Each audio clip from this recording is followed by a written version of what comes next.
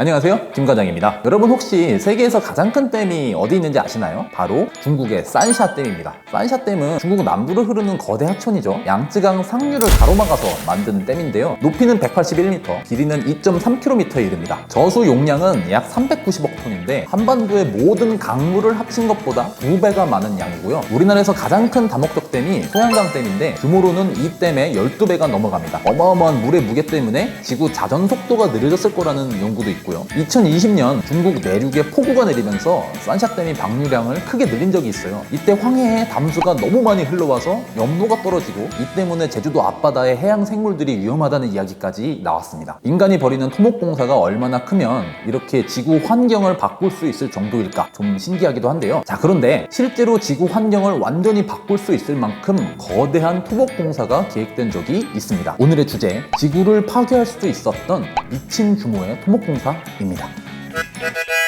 유라시아 대륙의 동쪽 끝과 아메리카 대륙의 서쪽 끝 알래스카를 가르는 좁은 해협이 있습니다. 이곳을 베링 해협이라고 부릅니다. 베링 해협은 해수면이 꽤 낮은 편이라서 약 1만 2천년 전 최후의 빙하기 때에는 아마도 육지였을 거라고 합니다. 이곳에 댐을 쌓자는 사람이 있었습니다. 바로 구소련의 과학자 페트로 미할로비치 보리소프 라는 사람이었죠. 베링 해협의 최단 거리는 85km쯤 되는데요. 해남 땅끝 마을에서 제주도까지 거리가 대충 비슷합니다. 당연히 세계 최대의 댐이고 돈도, 시간도, 인력도, 기술도 무지막지하게 필요할 겁니다. 그런 걸 왜 하자고 했을까요? 소련이 너무 춥기 때문입니다. 이게 무슨 소리냐? 여러분 다 아시다시피 구소련, 오늘날의 러시아는 세계에서 가장 큰 나라입니다. 근데 이 땅의 80%가 시베리아예요. 시베리아는 중국, 일본, 한반도를 합친 것보다 더 큽니다. 지하 자원도 어마어마할 것으로 예측되는데 이 드넓은 땅을 날씨 때문에 전혀 활용할 수가 없는 거예요. 그럼 시베리아는 왜 추울까요? 북쪽이라서? 그런데 지도를 보면 시베리아와 같은 위도에 영국, 덴마크, 스웨덴 같은 나라들이 있습니다. 이 나라들은 시베리아보다 훨씬 따뜻하죠. 심지어 노르웨이 북쪽 끄트머리 트롬세 같은 도시는 겨울 기온이 영하 20도 아래로 내려가지 않고요. 여름에는 30도를 넘은 적도 있었을 정도입니다. 왜 이런 차이가 나타나느냐? 해류의 흐름 때문입니다. 이 해류 흐름을 보시면 아메리카의 멕시코 부근에서 달구어진 멕시코 난류가 서유럽과 노르웨이 북쪽까지 올라가는 모습을 보실 수 있으실 거예요. 바로 이 난류가 전달하는 열기 덕분에 서유럽과 북유럽은 같은 위도의 시베리아보다 훨씬 따뜻한 겁니다. 일단 북극으로 올라간 난류가 차갑게 식으면 북극을 한 바퀴 천천히 돈 다음에 아메리카 대륙의 동해안으로 내려옵니다. 바로 이렇게 북극을 도는 한류의 흐름 때문에 북극권 일대는 추운 기온을 유지하고 있는 거죠. 그럼 베링 해협에 댐을 쌓으면 어떻게 되느냐? 이 댐에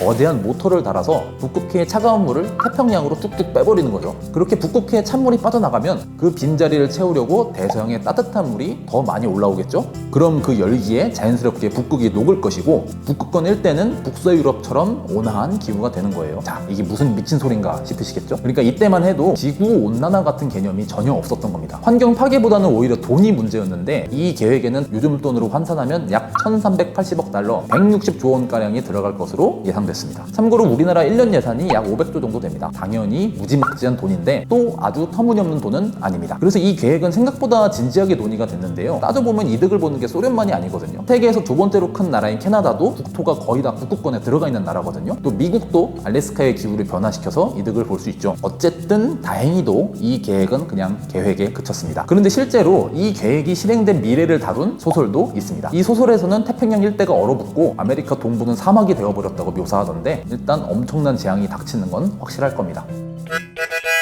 두 번째 계획은 1920년대 독일의 과학자 헤르만 죄르겔이 주장한 계획입니다. 제목은 아틀란트로파. 요점은 지중해를 육지로 만들자는 겁니다. 왜 이런 생각을 했느냐? 식량 부족 때문입니다. 실제로 20세기 초까지만 해도 인구 폭증, 그에 따라가지 못하는 식량 생산이 골치였습니다. 그래서 비교적 얕은 바다이면서 유럽과 가까운 지중해를 간척해서 농지를 늘리려고 한 거죠. 계획은 크게 3단계로 나뉩니다. 먼저 대서양과 지중해를 연결하는 입구 지브롤터 해협에 13km 길이의 댐을 쌓습니다. 이 댐은 수력 발전용으로도 쓰이고요. 유럽과 아프리카를 연결하는 길로 쓰일 예정이었습니다. 지브롤터 댐을 쌓아서 수면이 낮아지면 지중해 복판의 시칠리아 섬과 이탈리아는 하나로 연결됩니다. 그리고 비교적 수심이 깊은 시칠리아와 아프리카 사이에는 물길이 남습니다. 여기도 댐을 건설해요.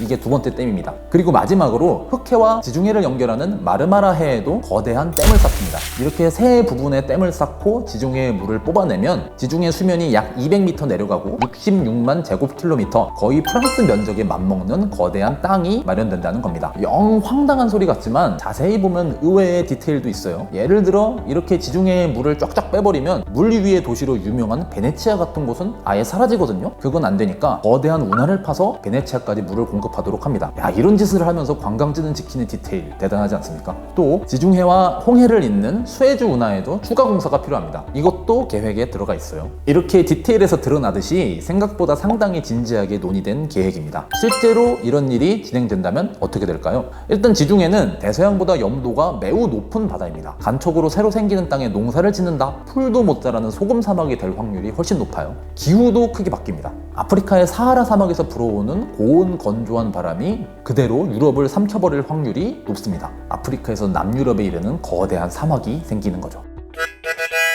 다시 소련입니다. 그리고 또 시베리아입니다. 시베리아에는 여러 강들이 흐르는데요. 흐름을 가만히 보시면 대부분 북극해로 흘러간다는 걸 알 수 있습니다. 이건 소련 입장에서는 엄청나게 아쉬운 일입니다. 이 강을 교통로로 사용할 수도 없고 강 하구로 모이는 수자원을 활용할 수도 없죠. 만약 강의 방향을 바꿀 수 있다면 참 좋겠죠. 소련이 주목한 곳은 중앙아시아입니다. 중앙아시아는 시베리아만큼 춥지는 않습니다만 물이 너무 부족하다 보니까 농사를 짓기도 도시를 만들어서 사람이 살기도 어려웠죠. 그래서 중앙아시아로 시베리아의 물길을 돌려보려고 하는데 여기까지는 그럴 수 있겠다 싶죠. 그 방법이 문제입니다. 핵폭탄을 이용하려고 했거든요. 핵폭탄이 처음 사용된 게 1945년이었죠. 이후로 핵은 인류의 미래를 바꿀 에너지원으로 주목받습니다. 일단 무기 쪽은 말할 것도 없고요. 그냥 핵폭탄, 핵을 달아서 쏘는 핵미사일, 미사일보다 작은 핵 로켓, 핵 배낭, 핵 지뢰, 별의별 무기가 다 나왔습니다. 물론 평화로운 목적으로 사용하려는 시도도 있었는데 대표적인 게 토목공사였고요. 소련은 핵을 이용해서 시베리아의 물길을 중앙아시아로 돌리고 장기적으로는 페르시아만까지 연결하겠다는 거대한 계획을 세웁니다.